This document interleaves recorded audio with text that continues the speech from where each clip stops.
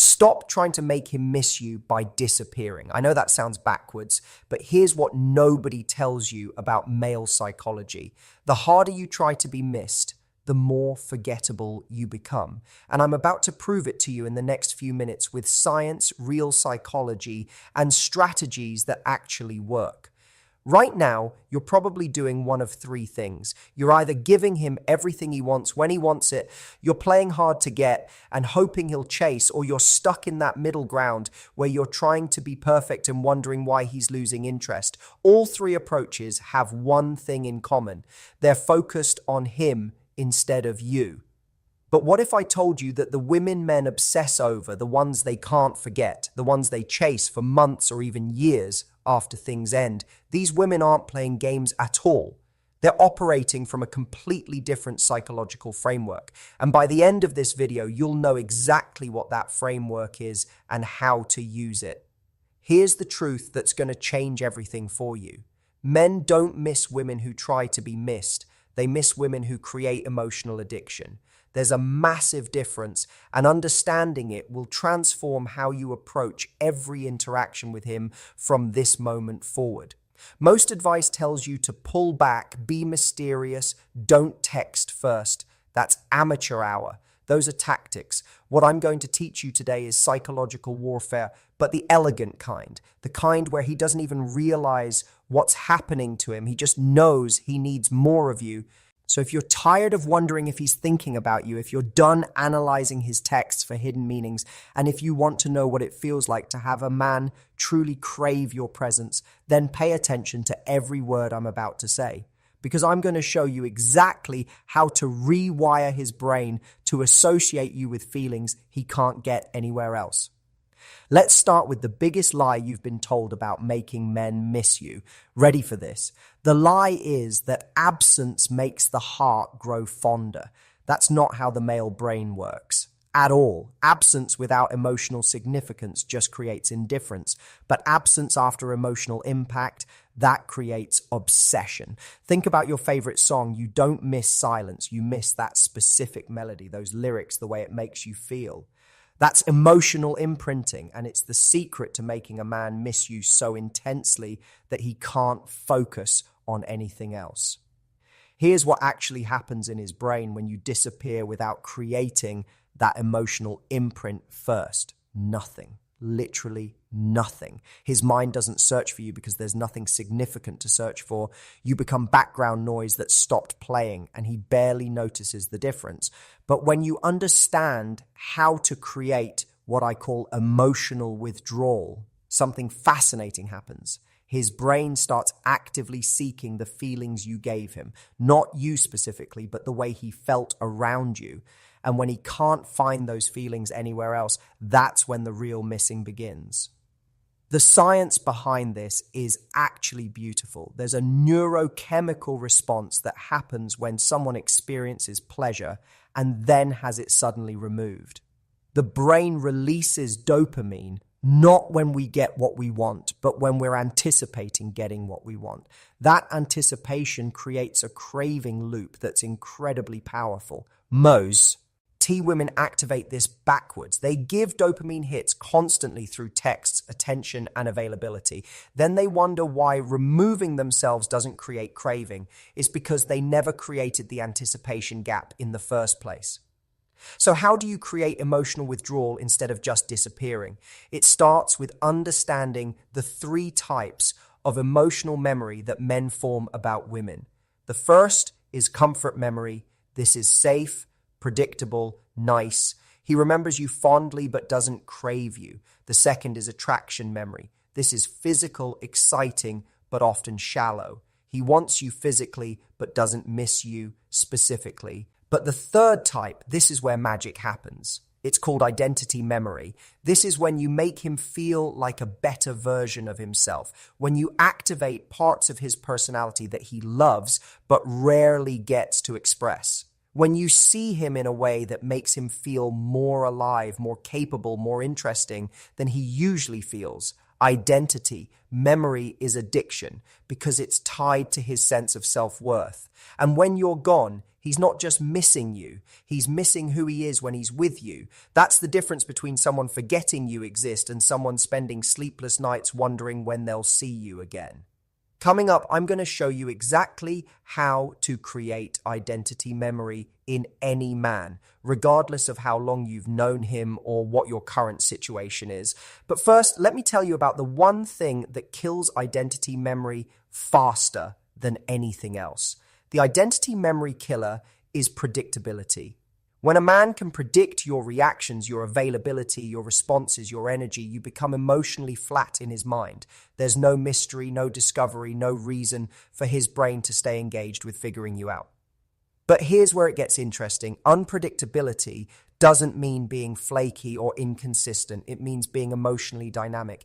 It means showing different layers of yourself at unexpected moments. It means being warm and connected one day and mysteriously busy the next. Not because you're playing games, but because you have a rich, full life that he gets glimpses of. The most magnetic women I know are like this. They're present when they're present and absent when they're absent. There's no desperation, no analysis, no wondering if they're doing the right thing. They flow with their own energy and let men adjust to their rhythm instead of the other way around. This creates what I call the emotional roller coaster R effect. Not the unhealthy kind where you're hot and cold, but the intriguing kind where he never quite knows which version of you he's going to get, and he finds all of them fascinating. Now, let me show you exactly how to create identity memory with any man starting tonight. The key is learning to reflect back to him the parts of himself that he loves but doesn't get to express often enough. Every man has hidden aspects of his personality that he's proud of but rarely shows. Maybe he's funny but works in a serious job. Maybe he's creative but spends most of his time being practical. Maybe he's adventurous but lives a routine life. Maybe he's intelligent but is surrounded by people who don't appreciate that side of him. Your job is to become the woman who sees and celebrates these hidden aspects.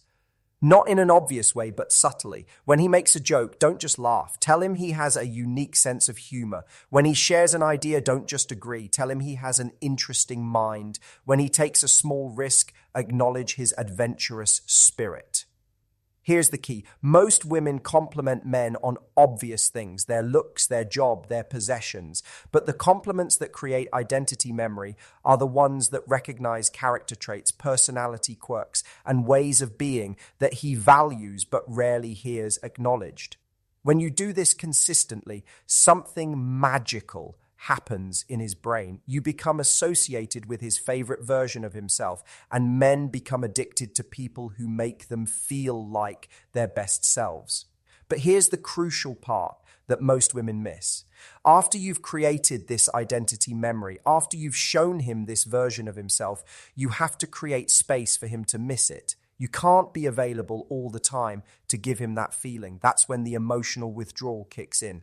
This is where strategic absence becomes powerful. Not random absence, not game-playing absence, but intentional space that allows the emotional imprint you've created to echo in his mind. Coming up next, I'm going to give you the exact framework for creating and then leveraging emotional withdrawal, including specific techniques for texting and timing that will rewire how he thinks about you. Let's talk about the art of strategic presence and absence. This isn't about disappearing randomly or playing hard to get. This is about understanding emotional rhythm and using it to create a psychological pull that's almost impossible to resist. Here's the framework. I call it the peak and valley method. You create emotional peaks through meaningful connection, then valleys too. Through strategic absence, the contrast between these two states is what creates the craving. During peak moments, you're fully present, you're engaged, you're showing that hidden part of yourself, you're reflecting back his best qualities, you're creating emotional depth. These don't have to be long interactions. Sometimes the most powerful peaks are brief but intense moments of connection. Then, Instead of maintaining that same energy constantly, you create a valley. You become less available, not in a cold way, but in a mysterious way. You have other things going on. You're not always responsive. You're living your life, and he gets to be part of it sometimes, not all the time. The valley period is crucial because this is when his mind processes what happened during the peak. This is when the emotional memory solidifies. This is when he starts to crave the next peak experience with you. Most women are afraid of valleys. They think it means losing connection, but valleys are actually what make peaks meaningful. Without contrast, there's no intensity. Without space, there's no longing. Here's how to implement this in real life. Let's say you have an amazing conversation with him one night, great connection, laughter, depth. That's a peak. Instead of trying to recreate that same energy immediately through texts or calls, you allow space. You become a little less available for the next day or two. You let him sit with that positive experience without diluting it. During the valley period, you're not ignoring him completely, but you're not pursuing either. You're neutral, but warm when he reaches out. You're focused on your own life. You're creating mystery about what you're doing and who you're with. What happens during this time is fascinating. His brain starts replaying the peak experience. He starts wondering when it will happen again. He starts thinking about what you're doing. The emotional memory of how good he felt with you starts to intensify because it's not being diluted by constant contact. Now let's talk about specific tactics for creating emotional withdrawal in different situations, starting with texting, because this is where most women sabotage themselves without realizing it. The biggest mistake women make with texting is treating it like a conversation instead of like emotional currency. Every text should either build anticipation, create intrigue, or reinforce identity memory. Texting just to fill silence or maintain constant contact actually works against you. Here's a powerful text strategy. Instead of asking, "How was your day?" try something like, "Just had a thought about something you said yesterday. It's been stuck in my head." Then don't elaborate immediately. Let him ask what it was. This creates curiosity and shows that he's OCCs, upping mental space even when you're apart. Another approach is the callback text. Reference something specific from a previous conversation that showed his personality in a positive light.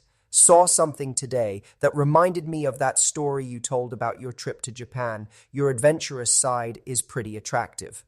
This reinforces identity memory while creating a small dopamine hit. But here's the key with texting. Don't be constantly available to respond. Don't match his response time. Don't feel obligated to keep conversations going. Sometimes send something intriguing and then disappear for a few hours. Let him wonder what you're doing. This doesn't mean being rude or playing games. It means having a life outside of your phone. It means valuing your time and energy. It means understanding that immediate availability decreases your perceived value in his mind. Coming up, I'm going to show you how to handle the most challenging scenarios, including what to do if you've already been too available, and the biggest mistakes that can ruin everything. Now, let's address the elephant in the room. What if you've already been too available? What if you've been the one texting first, always responding immediately, always being accommodating? Can you turn this around? Absolutely. But it requires a strategic shift that might feel uncomfortable at first. The key is creating what I call a pattern interrupt. You have to break the predictable rhythm you've established and create curiosity about the change. Here's how to do it without being dramatic or obvious about it. Start by gradually decreasing your availability. Don't go from texting all day to radio silence. That's too jarring and will likely backfire. Instead, become slightly less responsive over a period of time. If you usually respond within 5 minutes, start taking 30 minutes. If you usually text good morning first, skip it sometimes. If you're always free when he wants to hang out, start having other plans occasionally. The goal is to create subtle confusion in his mind. He should start wondering why things feel different but not be able to pinpoint exactly what changed. This confusion creates mental engagement, and mental engagement is the first step toward craving. Here's the psychology behind why this works. When someone is consistently available, the brain categorizes them as a resource that will always be there. There's no urgency, no fear of loss, no reason to prioritize them. But when availability becomes uncertain, the brain recategorizes that person as something that might be lost, which triggers pursuit behavior. But you have to be careful during this transition. Don't become cold or distant. Don't punish him for your previous over-availability. Simply become more selective about when and how you engage. Show him that your time and energy are valuable resources that he has to earn access to. Now let's talk about the post-breakup scenario, because this is when the principles of emotional withdrawal are most powerful. If you've recently broken up with someone and want them to miss you intensely, the first thing you need to understand is that your instincts are probably wrong. Your instincts are telling you to reach out, to explain, to fix things, to show him what he's missing. All of these instincts work against you. They decrease mystery, reduce your value, and prevent the emotional withdrawal process from working. Instead, you need to disappear completely for a significant period, not just from his phone, but from his entire awareness. No social media interaction, no showing up where he might be, no contact through mutual friends. You need to become a ghost. But here's what makes this different from typical no-contact advice. While you're absent from his world, you're not sitting around waiting for him to reach out. You're actively improving your life in ways that would surprise him if he knew about them. The psychological effect of this approach is devastating in the best way. While he's expecting you to chase, to be broken, to need him, you're becoming someone who doesn't need anyone. That contradiction creates a cognitive dissonance that drives obsessive thinking. Let's talk about the mistakes that kill emotional withdrawal and make you forgettable instead of unforgettable. The first and biggest mistake is breaking your own absence. You create space, he starts missing you, you feel the pull working, and then you reach out because you miss him too, or because you're afraid you're losing him. This completely destroys the psychological framework you've built. It shows him that your absence wasn't because you had better things to do, it was because you were playing a game. And once he realizes it's a game, he stops playing.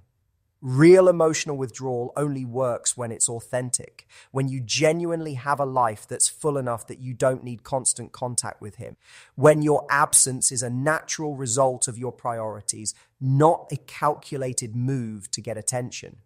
The second mistake is being inconsistent with your energy when you do interact. If you've created space and he reaches out, don't be cold or punishing. Be warm but brief. Be pleasant but not over-eager. Show him that you're happy to hear from him, but you're not desperate for his attention. Another critical mistake is neglecting to work on yourself during the absence periods. If you're creating space, but spending that time obsessing over him, stalking his social media, analyzing his behavior, you're still energetically available to him. You're still in that desperate, needy frequency, even if you're not expressing it outwardly. The most magnetic women use their alone time to become more interesting, more confident, more fulfilled. They pursue hobbies, build friendships, advance their careers, improve their health, explore new interests. When they do reconnect, they're genuinely more attractive because they've been growing. Now let's talk about the mindset that makes all of this effortless instead of exhausting. The women who naturally inspire obsession don't think about inspiring obsession. They think about living well. They think about honoring their own needs. They think about building a life that's so fulfilling that any man who wants to be part of it has to bring significant value. This mindset shift changes everything. Instead of asking, how do I make him miss me? You start asking, how do I create a life that's so amazing that anyone would miss being part of it? Instead of focusing on his behavior, you focus on your own growth.